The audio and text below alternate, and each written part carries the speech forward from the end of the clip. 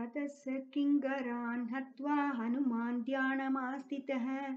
वनं भग्नं मया चैद्य प्रासादो न विनाशितः। तस्मात् प्रासादमप्येवमिमं विध्वंसयाम्यहम् इति सञ्चिन्त्य मनसा हनुमान् दर्शयन् बलम् चैत्यप्रासादमाप्लुत्य मेरुशृङ्गमिवोन्नतम् आरुरोह हरिश्रेष्ठो हनुमान् मारुतात्मजः।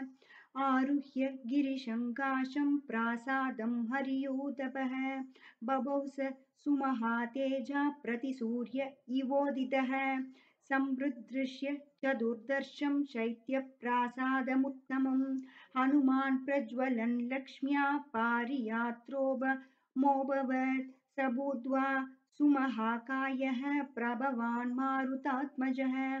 दृष्टमास्फोटयामास लङ्कां शब्देन पूरयन्। दस्यास्फोटितशब्देन महता श्रोत्रघातिना। पेदुर्विहङ्गमास्तत्र चैत्यबालाश्च मोहितः। अस्त्रविज्जयतां रामो लक्ष्मणश्च महाबलः। राजा जयति सुग्रीवो राघवेनाभिपालितः।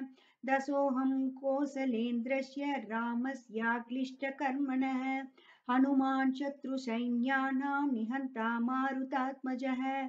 न रावणसहस्रं मे युद्धे प्रतिबलं भवेत्। शिलाभिस्तु बृहद पादपैश्च सहस्रशः। अर्दयित्वा पुरीं लङ्कामिवाविद्य च मैथिलीम्।